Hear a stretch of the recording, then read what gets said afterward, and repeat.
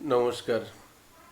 আজকে আমরা ভাগবতের পরীক্ষিত মহারাজের পরিস্থিতি কী হয়েছিল সেই সব সম্বন্ধে আলোচনা করার চেষ্টা করব। ওম নমো ভাগবতে বাসুদেবায় নমঃ। ওম ভাগবতে বাসুদেবায় নমঃ। ওম ভাগবতে বাসুদেবায় নমঃ। আমরা কলির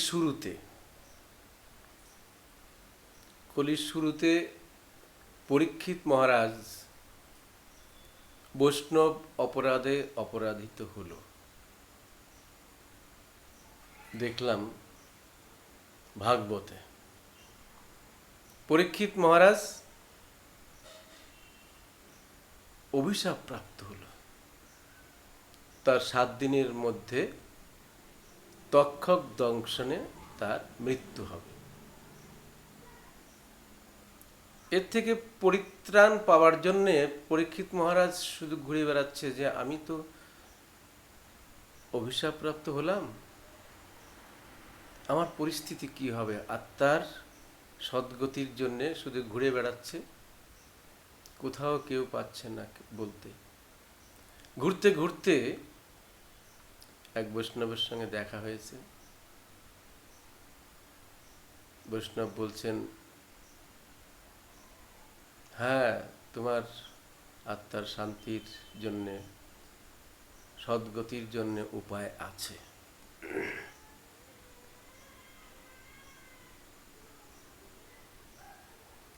সুখদেব গোস্বামী এই কথা বললেন, তুমি যদি 7 দিন ধরে, এই যে 7 দিনের মধ্যে তোমার মৃত্যু অনিবার্য, এই 7 দিন ধরে যদি ভাগবত শ্রবণ করো তাহলে তোমার আত্মার সদ্গতি হবে।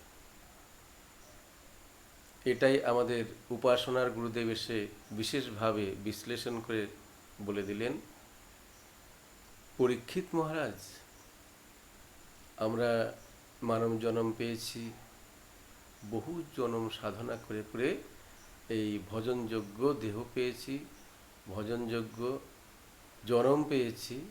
তাই উপাসনার গুরুদেব এসে বিশ্লেষণ করে শোনালেন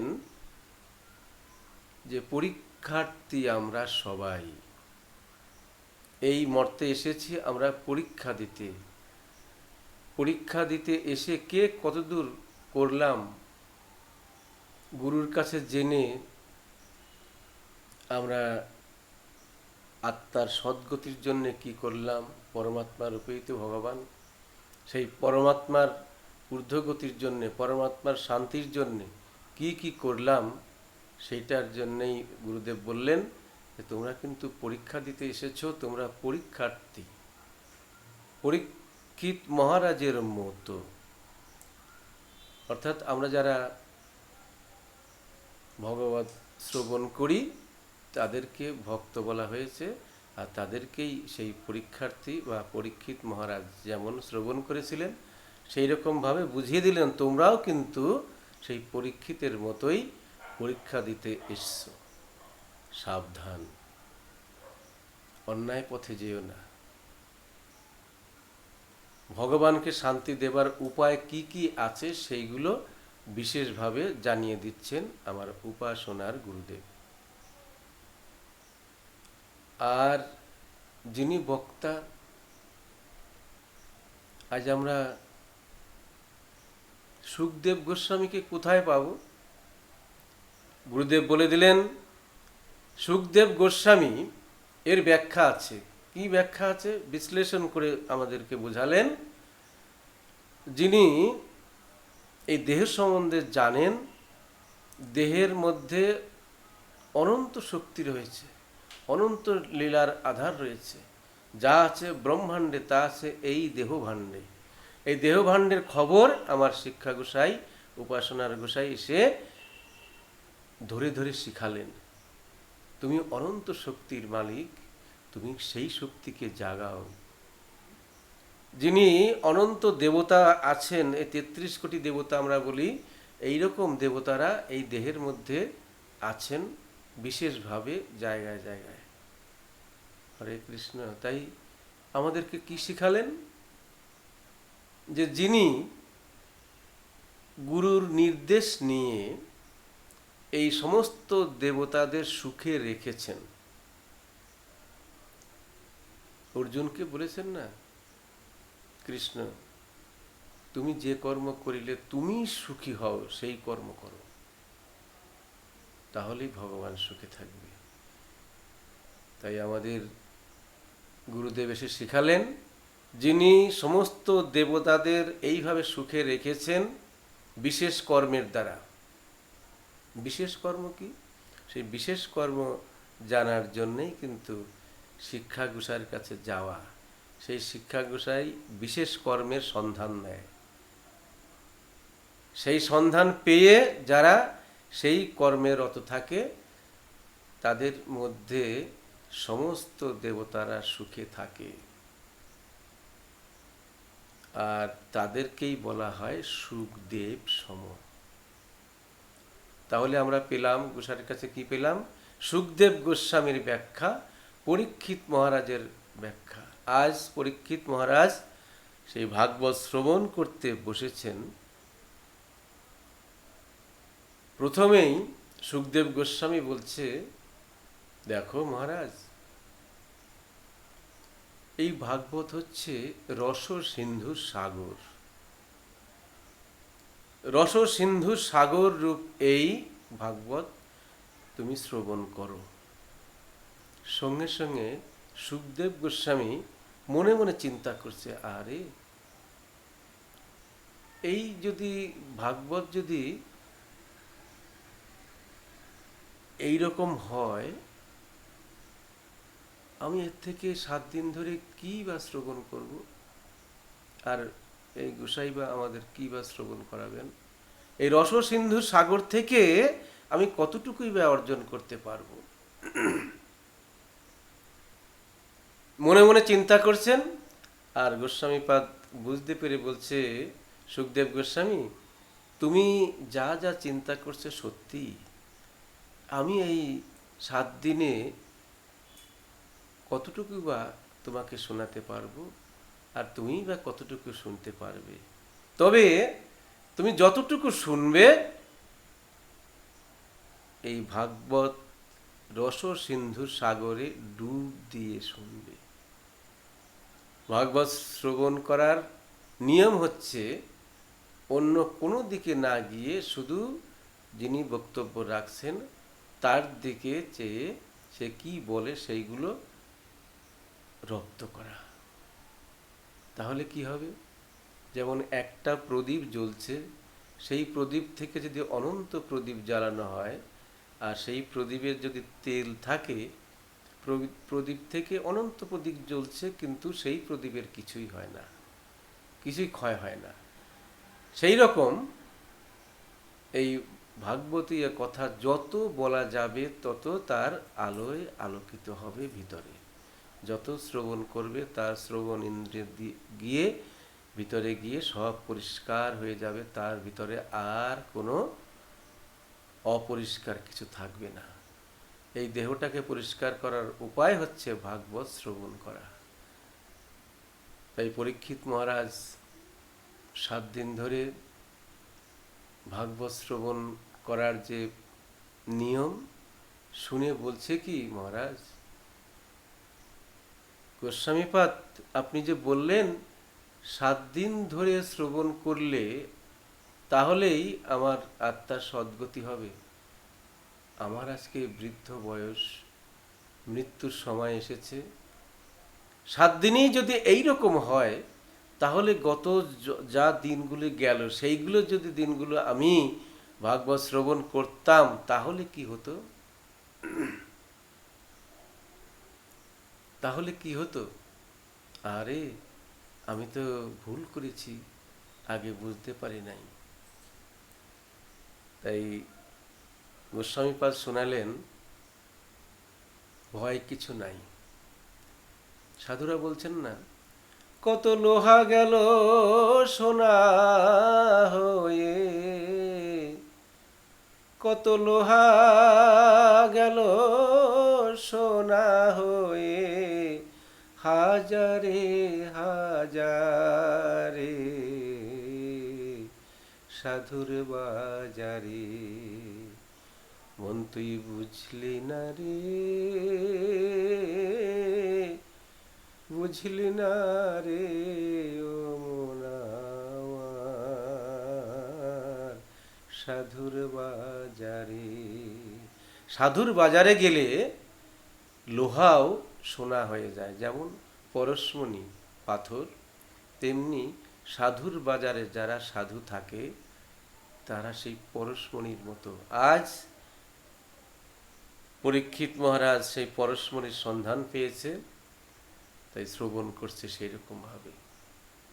আমরা ভাগবত থেকে যা যা পেয়েছি তার কিছু কিছু যদি আমরা রপ্ত করার চেষ্টা করি, হবেই তার।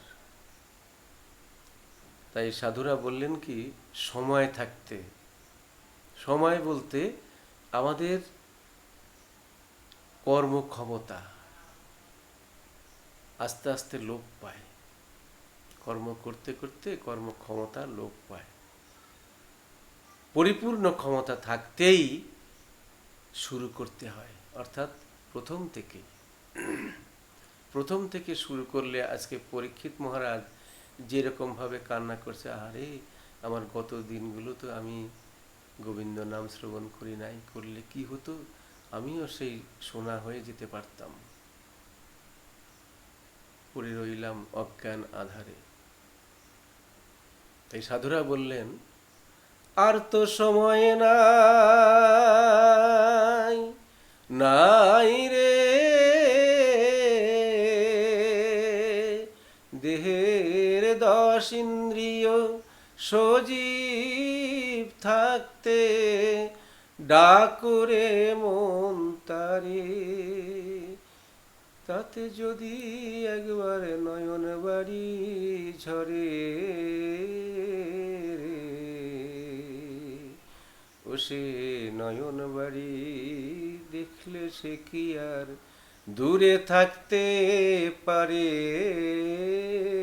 রে, হরির নাম বিনে আর কি আছে সংসারে। এই হরির নাম ছাড়া সংসারে আর যা আমরা দেখি, তার মধ্যে শুধু আসা যাওয়ার পথের মাঝে যা যা করণীয় করার সেইগুলি আমরা করতে থাকি, তার মধ্যে এই ভাগবত শ্রবণ করার যে নিয়ম, সেই নিয়মের মধ্যে থেকে যারা যারা এই উপলব্ধি করে, তারা ঠিক সেই জায়গায় পৌঁছে যায়। আজকে আমরা পরীক্ষিত মহারাজের এই কীর্তি দেখে কি বুঝলাম, পরীক্ষিত মহারাজ হাউ হাউ করে কাঁদছে, বলছে যে আমি 7 দিনই যদি আমার এই পরিস্থিতি হয়, তাহলে গত দিনগুলো আমি কেন ভুল করলাম। গোস্বামীপাদ বলছে, দেখো দিন কিন্তু 7টাই, 7 দিনের বেশি কিন্তু 8 দিন নাই। আমাদের সোমবার থেকে রবিবার পর্যন্ত 7টা দিন, এই 7 দিনের মধ্যে কোনো একদিন আমার মৃত্যু হবে, এটা অনিবার্য কথা। তাই 7 দিন ধরেই কৃষ্ণ নাম করতে হবে, ভগবানের নাম করতে হবে। আমার গুরুদেব, উপাসনার গুরুদেব কি বললেন, দেখো নাম হচ্ছে তোমার মধ্যে, সেটাকেই শুধু উপলব্ধি করতে হবে। সব সময় নাম হচ্ছে, 21,600 বার যে গতাগতি, সেইটাই নাম, ওঙ্কার ধ্বনি রূপে সব সময় নাম হচ্ছে, শুধু লক্ষ্য রাখতে হবে সেই দিকে। আরে সহং মন্ত্র এইভাবে আমার আসা যাওয়া হচ্ছে, কৃষ্ণ তত্ত্ব বস্তু যাচ্ছে আর আসছে, এটাই হলো সহং মন্ত্র। এই মন্ত্রের মধ্যে সব সময় থাকতে হবে। আরে এই যে চলে গেল, আর যদি ভিতরে না ঢোকে, তাহলে দেহের আর কোনো দাম নাই। তাই নিচ্ছে কোনো একজন ভিতরে বসে বসে, সে সবসময় নিচ্ছে আর ছাড়ছে। রাধা কৃষ্ণের নিত্য লীলা এইভাবে চলছে। উপাসনার গুরুদেব কিন্তু এইভাবে শিখায়, আর সেইটা শিখে আমরা সেই জগতে যাওয়ার চেষ্টা করি। সাধুরা বললেন, যত রকম বন্ধু আছে আমাদের এই সংসারে, অনেক রকমের তো বন্ধু আছে, তো এমন এক বন্ধু আছে যে বন্ধু নিজেও একটা জায়গায় যাওয়ার চেষ্টা করে, আর আশেপাশে যারা থাকে তাদেরকেও একটা জায়গায় নিয়ে যায়। ভগবান নিজেও এসেছেন সব পারিষদ নিয়ে, লীলা দেখিয়ে গেছেন। আর যিনি এই পথের পথিক, তিনি নিজে একটা জায়গায় পৌঁছানোর চেষ্টা করে, আর যারা যারা আশেপাশে যারা থাকে তাদেরকেও নিয়ে যায়। সাধুরা বললেন, সুন্দরভাবে বলে দিচ্ছেন, হরিকে যিনি ভালোবাসেন তিনি তো ভক্ত। সাধুরা গানের সুরে বললেন, আমার হরিকে যে ভালোবাসে তার মতো আর বান্ধব নাই। আমার হরিকে যে ভালোবাসে তার মতো আর বান্ধব নাই। সে এমন বন্ধু, সে কোনো কিছু চায় না, শুধু চায় তুমি কৃষ্ণ ভক্ত হও। তুমি কৃষ্ণ ভক্ত হয়ে, ভগবানের ভক্ত হয়ে এমন জায়গায় পৌঁছাও যাতে করে এই 10-এর ভিতরে একজন হতে পারো। তাহলে কি হবে, আর যারা যারা আছে তোমার দেখা দেখি সেই রকম ভাবে তোমার সেই পথে অগ্রসর হবে। আমার মনে বলে তাকে পেলে, আমার মনে বলে তাকে পেলে, নয়ন জলে তার চরণ ধোয়াই। আমার হরিকে যে ভালোবাসে তার মতো আর বান্ধব নাই। তাই পরীক্ষিত মহারাজের এইসব দেখে সরকার মশাই বলে গেছেন যে তাই তো, আমার এ জন্ম তো গেল, আমি বৈষ্ণবকে শুনলাম, এই জন্মের কর্মক্রিয়ার দ্বারা যা কিছু হলো পরজন্মে তার প্রতিফলন হবে।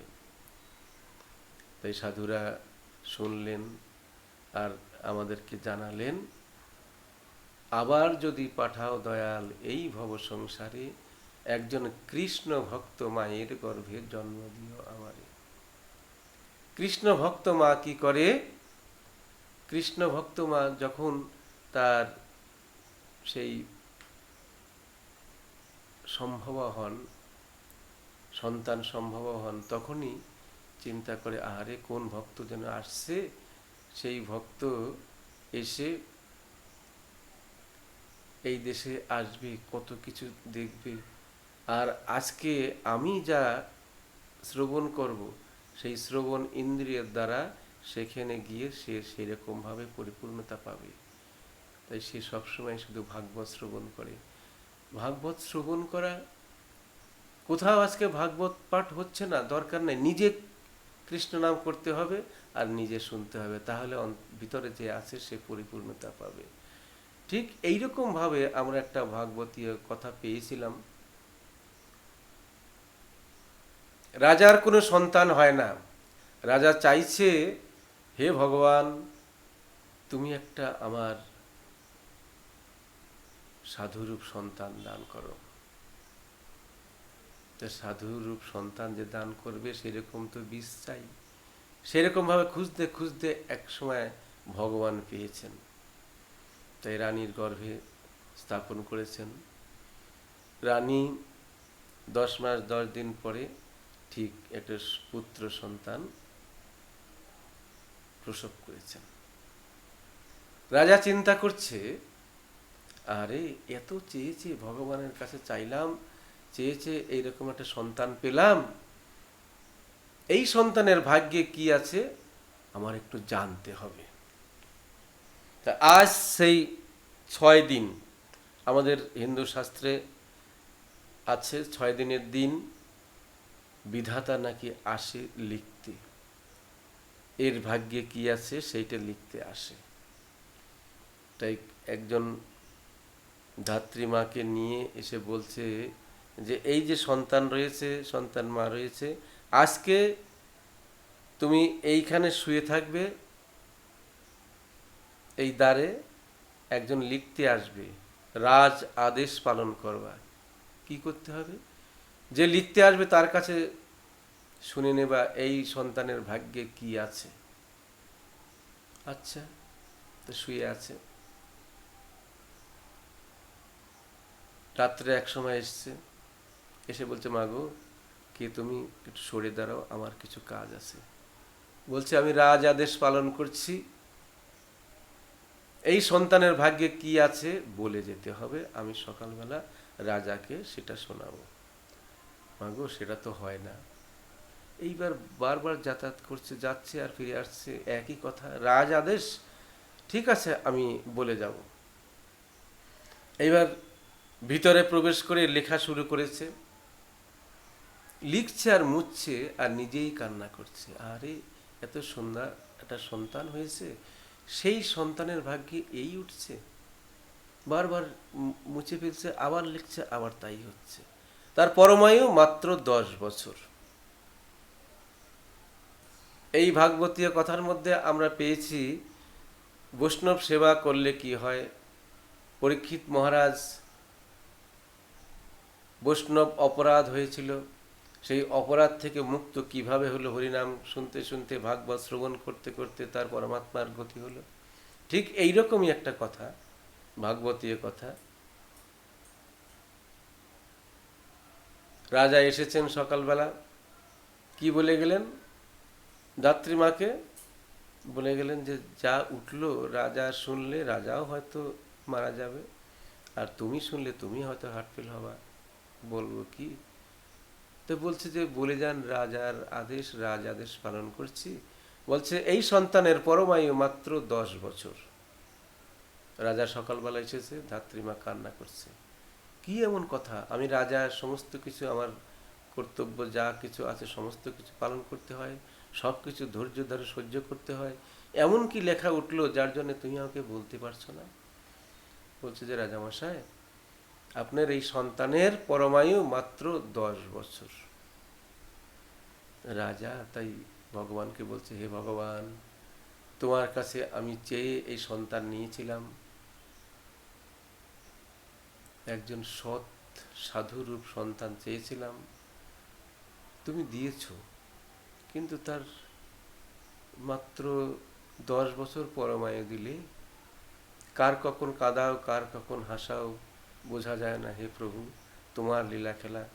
যা যা শুনলাম, ধাত্রীমা তুমি এক কাজ করবে, এই সন্তানটা ওই গৃহে গিয়ে 10টা বছর তুমি প্রতিপালন করবে, আমরা এর দিকে আর চাইব না। এইবার রাজ আদেশ পালন করতে হবে। সন্তানটা কোলে নিয়ে যেই যাচ্ছে, তখন বলছে, দেখো, এর নাম রাখলাম হরিভস্য।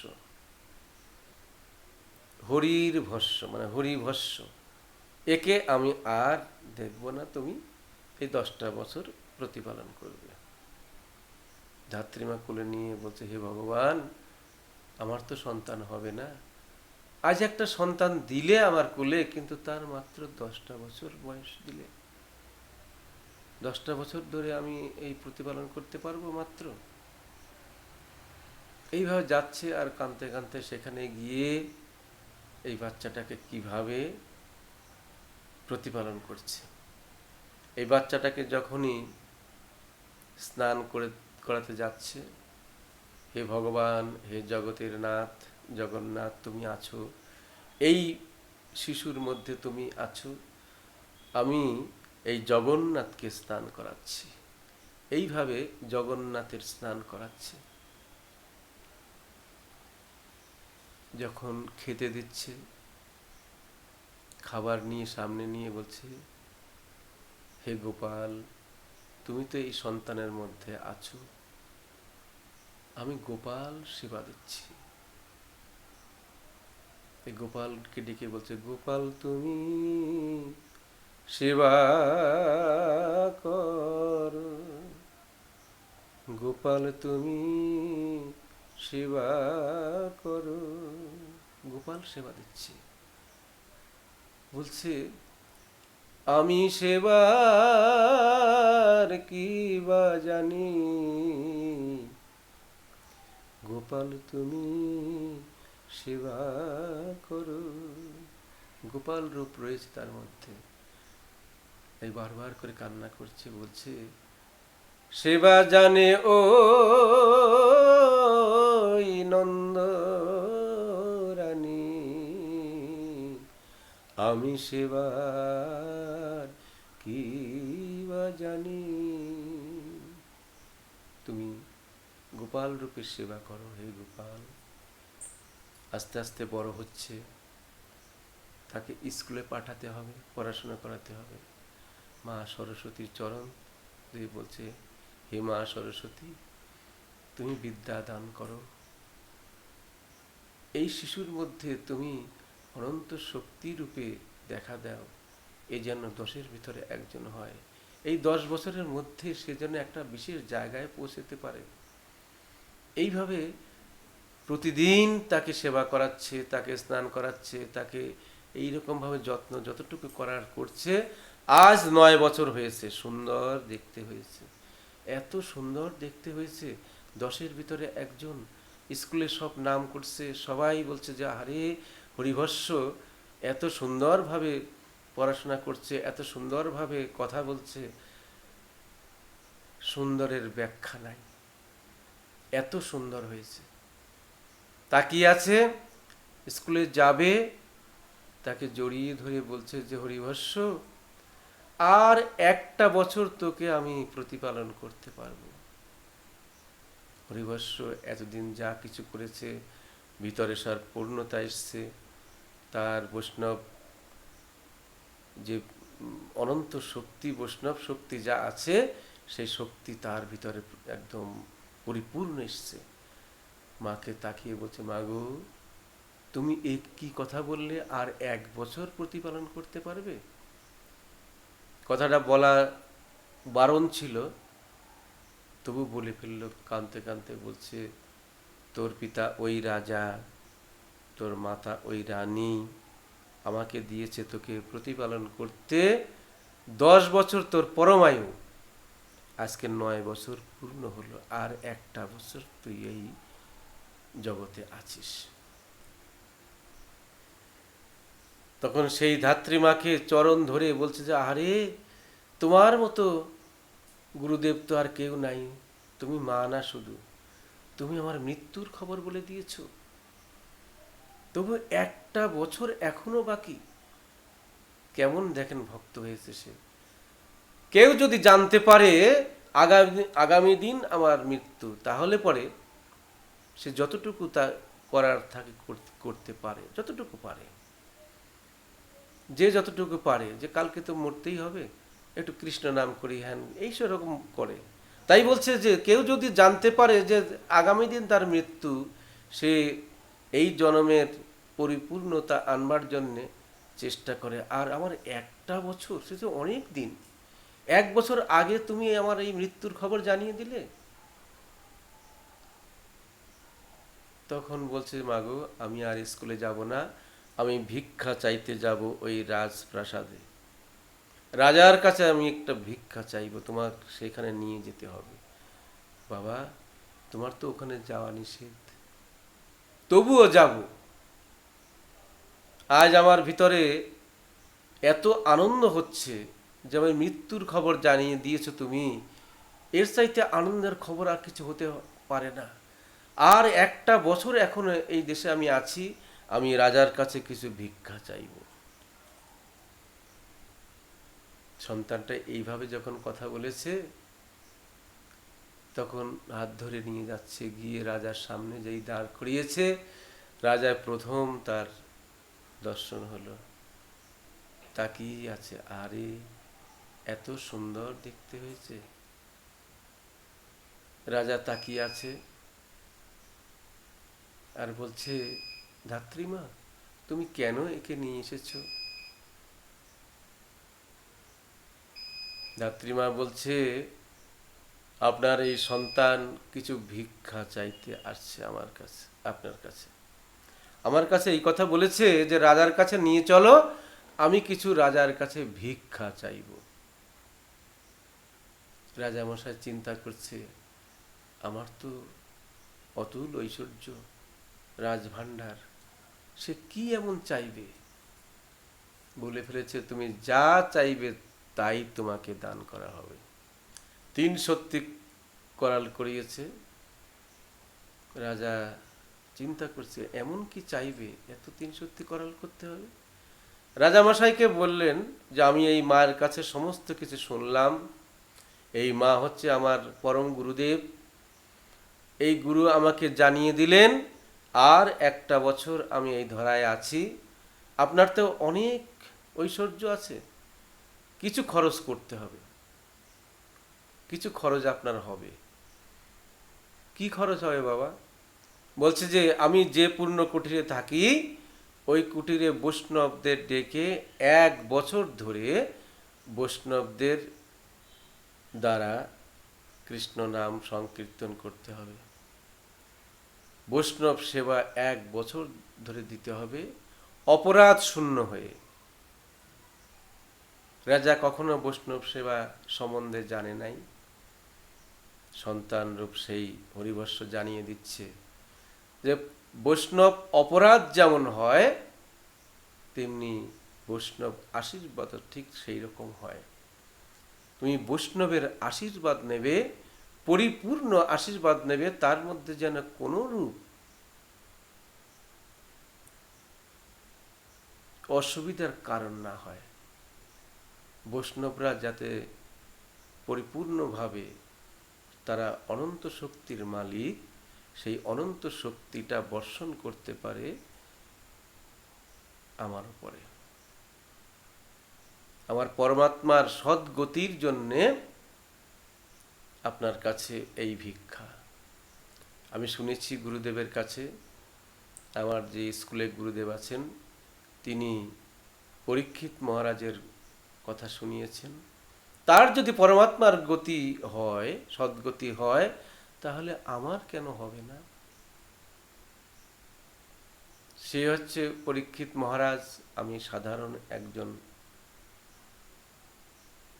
ভক্ত হই বা না হই, আমি শুধু কৃষ্ণ নামের দ্বারা বা বৈষ্ণবের আশীর্বাদ দ্বারা আমার এই পরমাত্মার সদ্গতি করতে চাই। এমন কথা বলেছে।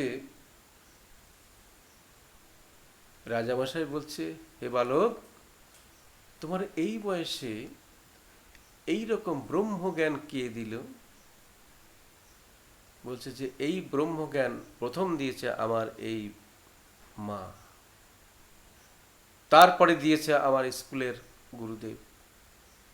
এমন ব্রহ্মজ্ঞান দিয়েছে যাতে করে আমি এই ভিক্ষাটা চাইতে বাধ্য হয়েছি। যদি আপনি পারেন দেবেন, আর না পারেন আমার যা হবে হবে। রাজামশাই বলছে যে আহারে, এমন কথা তুমি বলেছ, এমন জিনিস চেয়েছো, এই জিনিস তো কেউ চায় না। আজ থেকে শুরু হলো, চারিদিকে খবর দিয়ে দিল রাজামশাই যে এই পূর্ণ কুটিরে বৈষ্ণব সেবা হবে, বৈষ্ণবগণ যেন আসে। রাজামশাই নিমন্ত্রণ করেছে, তাই আজকে বৈষ্ণবগণ আসছে। কেটে দাঁড় করিয়ে বলছে, বৈষ্ণবগণ, সুরেই বলছে, বৈষ্ণবগণ আমি আগে জানাই আত্মনিবেদন। আমি আত্মনিবেদন করছি। আমি এই সন্তানের কাছে শুনলাম বৈষ্ণবরা নাকি অনন্ত শক্তির মালিক। আপনাদের কিভাবে যত্ন করতে হয়, কিভাবে আদর করতে হয় আমি জানি না। আমি সব বৈষ্ণবদের চরণ ধুয়ে দেই। সব বৈষ্ণবদের চরণ ধুচ্ছে। রাজামশাই, রানী বলছে যে আহারে, আমি তো বৈষ্ণব সেবা কখনো দেখি নাই। আমি নিজ হস্তে রান্না করে 1 বছর ধরে বৈষ্ণবদের সেবা করাবো, প্রতিজ্ঞা করল। তাই রানীমশাই রান্না করছে, রাজা বৈষ্ণবদের যত্ন করছে, আর রানী গিয়ে রান্নায় ব্যস্ত আছে বৈষ্ণবদের সেবা করার জন্য। যাই রান্না করছে, রান্নার নিয়ম জানা নাই, তাই উনুন জ্বলছে, যেই রান্না হচ্ছে তার ভিতরে খুন্তি দিয়ে হরে কৃষ্ণ হরে কৃষ্ণ কৃষ্ণ কৃষ্ণ হরে হরে হরে রাম রাম রাম রাম হরে হরে, এইভাবে নেড়ে নেড়ে রান্না করছে আর বলছে যে এ ঠাকুর বৈষ্ণব সেবায় যেন লাগে। আজ আমি অপরাধী, এমন অপরাধী, কোনোদিন বৈষ্ণব সেবা করাই নাই। বৈষ্ণবরা কিভাবে সেবা করালে তারা আনন্দ পাবে, তাদের প্রিয় হবে, সেই বৈষ্ণব সেবার দ্বারা আমার হরিভস্যের পরমাত্মার সদ্গতি হবে। এইভাবে যখন কান্না করছে আর রান্না করছে, এত সুন্দর রান্না হচ্ছে, বৈষ্ণবরা আনন্দে শুধু ধ্বনি দিচ্ছে আর কৃষ্ণ নাম করছে। এইভাবে নাম করতে করতে এক সময় বৈষ্ণবের মুখে নাম, হরে কৃষ্ণ যদি নাম শুনতে হয় তাহলে সেই বৈষ্ণবের নাম মুখেই শুনতে হয়, ভক্তের মুখেই শুনতে হয়। ভক্তরা নাম করে আর নামীর সঙ্গে যোগাযোগ করে। নামীর সঙ্গে যোগাযোগ করতে করতে একসময় সত্যি হরি এসেছে, নাম নামিতে একাকার হয়েছে, হরিকে নিয়ে বসেছে আর হরিভস্যকে কোলে নিয়ে বসে এই হরি নাম শ্রবণ করছে স্বয়ং হরি। আজকে শেষ দিন, নামে নামেই হচ্ছে, আজকে শেষ দিন, হরিভস্য আজকে চলে যাবে, আরো সুন্দরভাবে নাম হচ্ছে। রানী বলছে রাজামশাই আজকে আমাদের হরিভস্য চলে যাবে, এই চলে যাওয়াটা আমি দেখব না। বৈষ্ণবদের কাছে বলছে আপনারা সন্তুষ্ট হয়ে নাম করেন, আজকে তো হরিভস্যের শেষ দিন, আর শেষ দিন যাওয়ার বিষয়টা আমি দেখব না। সবার কাছে সেই আত্মনিবেদন করে চলে গেল রাজবাড়িতে দুইজন। ঠিক টাইম মতো দুইজন আসছে হরিভস্যকে নিতে। আস্তে আস্তে দেখছে কি রাস্তার ধারে এক জায়গায় হরিসভা হচ্ছে, কিছু লোক হরিনাম করছে। এরকম তো হয় যে হরিনাম হচ্ছে সেখানে যাই একটু শুনি আসি, নিমন্ত্রণ তো লাগে না, এরকম ভাবে সেখানে গিয়ে যেই দাঁড়িয়েছে দুইজন, সঙ্গে সঙ্গে একজন এসে ফোঁটা দিচ্ছে। তারা প্রথম ফোঁটা পেল, বলছে যে আপনি তো ফোঁটা দিলেন, ফোঁটা দিলে কি হয় আর ফোঁটা নিলে কি হয় জিজ্ঞাসা করেছে। বাবা তোমরা এমন কথা জিজ্ঞাসা করেছো, এর মধ্যে আমি কিভাবে উত্তর দেব, তবে সংক্ষেপে বলি শোনো, ফোঁটা নিলেও কিছু হয় না, ফোঁটা দিলেও কিছু হয় না। তাহলে ফোঁটার কিছু কর্ম আছে। সে কি কর্ম? বলছে এক ফোঁটায় তোমার জন্ম, সেই ফোঁটার কিছু কর্ম আছে। হরে কৃষ্ণ, আমরা তো এসব কিছু বুঝি না, আজ শুনলাম, শুনলে কি হয়? শুনলে স্পৃহা জাগে, আগামী জন্মে তারা ভগবানের কাছে চেয়ে নেয় সেই কর্ম করবার জন্য। হরে কৃষ্ণ। যাক, শুনে বলছে যে আমরা তো একটা কাজে যাচ্ছি, আমরা বেরিয়ে যাচ্ছি। যাচ্ছে দুইজন, গিয়ে দেখছে নাম হচ্ছে আর স্বয়ং হরি সেই হরিভস্যকে কোলে নিয়ে বসে নাম শ্রবণ করছে আর অশ্রু জল বর্ষণ করছে। হরে কৃষ্ণ। কাছাকাছি গিয়ে বলছে কি স্বয়ং হরিকে, বলে হরি তুমি এই হরিভস্যকে নামিয়ে দাও, আমরা এসেছি তাকে নিতে। হরি বলছে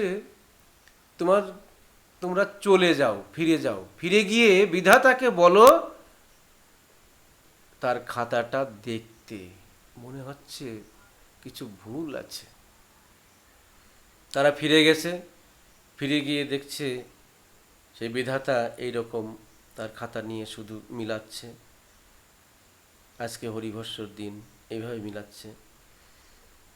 তার কলম ছিল কানে, কলমের আগায় ছিল কালি, গিয়ে বলছে স্বয়ং হরি বসে আছে, তোমার খাতাটা দেখতে বলল, খাতাটায় ভুল আছে কিনা। সঙ্গে সঙ্গে আমার লেখা ভুল হতে পারে না, এইভাবে যে নিচু হয়েছে, আর সঙ্গে সঙ্গে কি হলো, 10-এর পরে সেই কালি একটা গিয়ে পড়ল ফোঁটা। এটাই হচ্ছে ফোঁটার কর্ম। আমাদের উপাসনার গুরুদেব এসে এটাই শিখায়, রেচক পুরক কুম্ভকের কর্ম শিখায়। সেইগুলো করলে পরে পরমাত্মার আয়ু বৃদ্ধি হয়, দেহের জ্যোতি ঠিক থাকে, সেইগুলো তার কর্মের মধ্যে করতে হয়। হরে কৃষ্ণ। যেই দেখেছে তখন বলছে যে আমি তো বারবার লিখেছি, 10 বছরই ছিল, কিন্তু এখন দেখছি 100 বছর। খাতাটা নিয়ে নিজেই হরির কাছে গিয়েছে। হরি, তোমার লীলা খেলা বোঝা বড় দায়, আমার ভালো মনে আছে আমি যখন লিখেছিলাম তখন তার পরমায়ু মাত্র 10 বছরই ছিল। আজকে খাতায় যখন চোখ দিয়েছি দেখছি 100 বছর। দেখি তোমার খাতা, স্বয়ং হরির কাজল মিশ্রিত জল টপ টপ করে পড়ছে, নাম শুনছে। যেই খাতাটা দিয়েছে আর একটা ফোঁটা কাজল মিশ্রিত জল গিয়ে পড়েছে। ফোঁটার কর্ম। হরে কৃষ্ণ। এটাই শিক্ষার তারতম্য। আমার উপাসনার গুরুদেব এসে এটাই শিখায়। আজ তাকিয়ে দেখছে স্বয়ং হরি, তুমি বললে 100 বছর, লিখেছ 10 বছর, এখন এসে বললে 100 বছর, আমি তো দেখছি সহস্র বছর, 1000 বছর পরমায়ু। যেই এই কথা বলেছে চারিদিকে সব রটে গেছে। রাজা এমনভাবে হরিনাম যজ্ঞ দিয়েছে, বৈষ্ণব সেবা দিয়েছে, তার পূর্ণতা এমনভাবে হয়েছে, হরিভস্যের পরমায়ু 10 থেকে 1000 বছর হয়েছে। সবাই চিৎকার করে আরো নাম করছে। যখন চিৎকার করে নাম করছে, রাজবাড়ির থেকে রানীমা বলছে কি, রাজামশাই, আমার হরিভস্য মনে হয় চলে গেছে, চলো না একটু সেই মুখটা দেখে আসি। আমরা করি এরকম, আমাদের বন্ধু বান্ধব যদি এরকম পরলোকগত হয়, আমরা যাই, তার শেষ দেখা দেখে আসি। রানীমাও আজকে রাজাকে বলছে চলুন না একটু শেষ দেখা দেখে আসি। যেই দুইজন গিয়েছে তখন সবাই রাস্তা দিয়ে দিচ্ছে আর বলছে যে আপনি এমনভাবে বৈষ্ণব সেবা দিয়েছেন, বৈষ্ণবদের অনন্ত শক্তির গুণে আজকে হরিভস্যের 10 বছর পরমায়ু 1000 বছর হয়েছে, আনন্দের আর সীমা নাই। রাজামশাই সামনে গিয়েছে,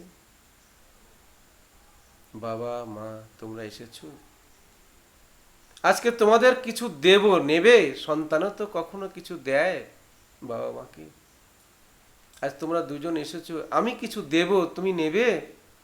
তোমরা নেবে? বলছে দাও, কি দেবে? প্রথম কথা হচ্ছে তুমি এমনভাবে, এমন পূর্ণভাবে বৈষ্ণব সেবা দিয়েছ, বৈষ্ণবরা এমনভাবে হরিকে ডেকেছে, বৈষ্ণবরা এমনভাবে সেই অনন্ত গুণের অধিকারী হয়ে পরমাত্মার সদ্গতির জন্য এমনভাবে ডেকেছে, স্বয়ং হরি 10 বছরের জায়গায় 1000 বছর পরমায়ু দিয়েছে, আনন্দের সীমা নাই। আজকে সেই হরি নাম দেব, নেবে? দুইজন যেই হাত পেতেছে,